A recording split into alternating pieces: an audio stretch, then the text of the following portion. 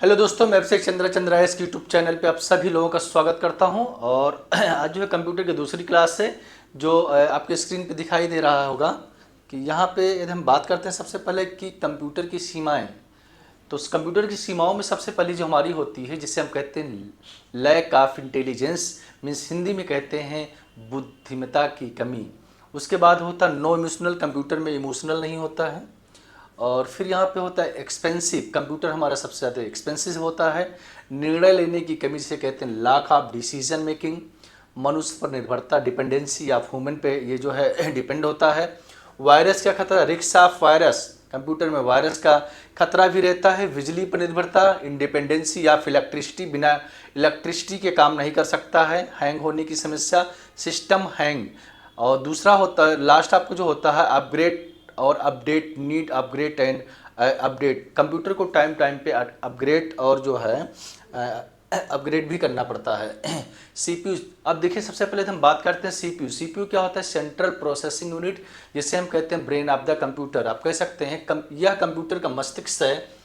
यह वह भाग है जो कंप्यूटर में अधिकांश कार्य करता है। ठीक उसी तरीके जैसे हमारा मस्तिष्क हमारे शरीर को नियंत्रित करता है, यह डेटा, सूचनाओं व संसाधन, रिसोर्स को नियंत्रित करने के साथ साथ उसका मैनेजमेंट भी करता है। सीपीयू प्रोग्रामों से निर्देश प्राप्त करता है और गणना करता है, जिस वजह से यह किसी कंप्यूटिंग डिवाइस का हार्ट माना जाता है। कंप्यूटर को जो है, कंप्यूटर का क्या कहा जाता है? हार्ट कहा जाता है। उसके बाद होता है आपका नोट्स। इंटेल 4004 इंटेल कंपनी का पहला माइक्रो प्रोसेसर था जिसका अनावरण 1971 में हुआ था। कब हुआ था? 1971 में हुआ था, ये पूछा जा सकता है। उसके बाद आपका होता है मेमोरी यूनिट। क्या होता है? Parts of CPU. जो पार्ट्स ऑफ सीपीयू होता है कि कंप्यूटर सीपीयू के पार्ट्स कौन कौन से होते हैं? तो पहला जो हमारा होता है मेमोरी यूनिट होता है, दूसरा कंट्रोल यूनिट होता है, और तीसरा एएलयू होता है जिसे अरिथमेटिक लॉजिक यूनिट कहते हैं। ये इसके क्या होते हैं? पार्ट्स होते हैं। अब क्या होता है मेमोरी? क्या होता है आपको पता भी होगा कि मेमोरी क्या होता है? यह निर्देश यूनिट डेटा और मध्यवर्ती परिणाम स्टोर कर सकती है। आवश्यकता पड़ने पर मेमोरी यूनिट कंप्यूटर की अन्य इकाइयों में जानकारी, इंफॉर्मेशन ट्रांसफ़र करने के लिए जिम्मेदार होती है। सीपीयू की मेमोरी मुख्यतः रजिस्टर के रूप में जानी जाती है। उसके बाद होता है कंट्रोल यूनिट, जिसे हम सीपीयू कहते हैं। यह कंप्यूटर के सभी भागों के संचालन को नियंत्रित करता है, लेकिन यह कोई डेटा प्रोसेसिंग ऑपरेशन नहीं करता। पहले से संग्रहित निर्देशों को एग्जीक्यूट करते हुए यह कंप्यूटर सिस्टम को निर्देश देने के लिए विद्युतीय संकेतों का उपयोग करके ALU means arithmetic logic unit को निर्देश देता है। यह मेमोरी यूनिट से निर्देश लेता है और फिर निर्देशों को डिकोड कर उसके बाद उन निर्देशों को एग्जीक्यूट करता है। तो ये तो हमारा क्या होता है? सी होता है। आगे आपका क्या होता है? एएलयू। एएलयू क्या होता है? Arithmetic logic unit. एएलयू जो आपका होता है अरिथमेटिक तार्किक इकाई मीन्स अरिथमेटिक लॉजिक इकाई यूनिट, अंक गणित और तार्किक कार्यों के संचालन को रोकने के लिए जिम्मेदार है। इसको दो भागों में विभाजित किया गया। जो एएलयू है इसको हम दो भागों में विभाजित किए हैं। पहला होता है हमारा अरिथमेटिक और दूसरा होता है लॉजिक। अब आपको जानना है कि अरिथमेटिक क्या होता है। तो अरिथमेटिक क्या होता है? अंकगणितीय ऑपरेशन से हमारा तात्पर्य जोड़, घटाव, गुणा और भाग जैसी ऑपरेशन से है, और ये सभी ऑपरेशन और कार्य एएलयू द्वारा किए जाते हैं। साथ ही सभी जटिल ऑपरेशन एएलयू द्वारा उल्लेखित ऑपरेशनों का बार बार उपयोग करके किए जाते हैं। उसके बाद आपका होता है लॉजिक। लॉजिक क्या होता है? लॉजिक ऑपरेशन से हमारा मतलब डेटा को चुनने, तुलना करने, मिलान करने और मर्ज करने जैसे ऑपरेशन या कार्यों से है, और ये सभी एएलयू द्वारा किए जाते हैं। आगे जो है हमारा यहाँ पर लिखा होता है वर्क ऑफ सीपीयू। सीपीयू का वर्क क्या होता है? मतलब सीपीयू का जो होता है कार्य क्या होता है? तो कंप्यूटर प्रोसेसर का मुख्य कार्य निर्देशों को एग्जीक्यूट करना और आउटपुट उत्पन्न करना। कंप्यूटर सीपीयू के मूलभूत कार्य फेच, डिकोड और एग्जीक्यूट है। फेच पहले जो आपको जानना होगा, फेच क्या होता है? तो फेच क्या होता है? पहले मेमोरी द्वारा सीपीयू निर्देश प्राप्त करता है। प्रोसेसर पर क्लिक करने पर उसका एक कॉपी हार्ड डिस्क में लोड होती है। बाइनरी नंबर की यह फाइल डेटा बफर के माध्यम से रैम से सीपीयू तक भेजी जाती है। इसी बफर के आधार पर निर्धारित होता है कि कंप्यूटर कितने बिट का है।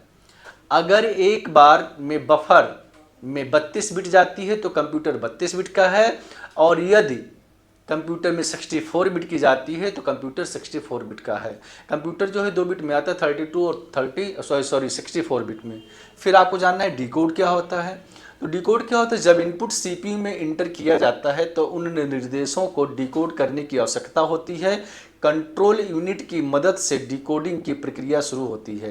एग्जीक्यूट क्या होता है, एग्जीक्यूट का मतलब जानते हैं आप, डिकोड चरण के बाद निर्देश एग्जीक्यूट किया जाता है। उसके बाद होता है यहाँ पे स्टोर। क्या होता है, स्टोर। स्टोर क्या होता है, निष्पादक चरण के बाद निर्देश मेमोरी में स्टोर किया जाता है। स्टोर का मतलब ये होता है सारा काम होने के बाद जो डेटा को स्टोर किया जाता है वही हमारा क्या होता है, स्टोरेज होता है। अब होता है टाइप्स ऑफ सीपीयू।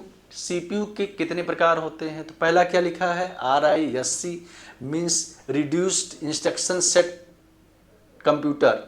पहला क्या होता है यहाँ पे, स्मॉल इंस्ट्रक्शन सेट। दूसरा होता है फ्यू एड्रेस लाइन, और तीसरा होता है फास्ट। दूसरा जो हमारा होता है CISC complex instruction set of computer. ये जो होते हैं, पहला हमारा होता है इसमें लार्ज इंस्ट्रक्शन सेट, दूसरा होता है मोर एड्रेस लाइन, और तीसरा क्या होता है कॉम्प्लेक्स एंड स्लो। आगे जो है आप ध्यान देंगे यहाँ पे लिखा गया है एडवांटेज। इसके एडवांटेज क्या है, पहला versatility, better performance, multi core compatibility. Disadvantage क्या होते हैं, ओवर हीटिंग, बहुत ज़्यादा गर्म, पावर कंज्यूमिंग, पावर को कंज्यूम करता है, हाई कास्ट, काफ़ी महंगा, लिमिटेड फाइल एंड प्रोसेसिंग आपका होता है। आगे यदि हम बात करते हैं यहाँ पे सीपीयू की कार्यप्रणाली, सीपीयू का काम क्या क्या होता है यहाँ पे, तो पहला होता है इनपुट। इनपुट क्या होता है, कंप्यूटर को इनपुट दिया जाता है। फिर आपका होता है convert into binding code by input device, SSD और HDD में। फिर आपको होता है on click a copy of this file, store of SSD HDD। उसके बाद होता है बफर। बफर क्या होता है, जिसे आप कहते हैं बफरिंग। तो यहाँ पर लिखा गया it is a transportation medium which transport binary bits to CPU via RAM cache. फिर आपको दिया गया है रैम। रैम हमारा क्या होता है, टेम्परेरी स्टोरेज डिवाइस होता है। कैश क्या होता है, क्विक एक्सेस मेमोरी आपका होता है। CPU microprocessor perform processing. ALU क्या आपका होता है, अरिथमेटिक लॉजिक यूनिट और CU register. Convert binary file output to user understandable language. फिर आपका होता है slow output on output device. आगे ध्यान देंगे, यहाँ पे लिखा गया है मदरबोर्ड। मदरबोर्ड जो आपका होता है कंप्यूटर का मेन जो है पार्ट माना जाता है। मदरबोर्ड एक कंप्यूटर का मुख्य हिस्सा है जो सभी हार्डवेयर घटकों को एक साथ जोड़ता है। यह एक प्रिंटेड सर्किट बोर्ड होता है जिस पर कई इलेक्ट्रॉनिक सर्किट और कनेक्टर लगे होते हैं। मदरबोर्ड कंप्यूटर की नींव होता है क्योंकि यह CPU, रैम, स्टोरेज डिवाइस जैसे SSD और SSD, ग्राफिक्स कार्ड और अन्य पेरिफेरल डिवाइस जैसे कीबोर्ड, माउस, प्रिंटर को जोड़ने का काम करता है।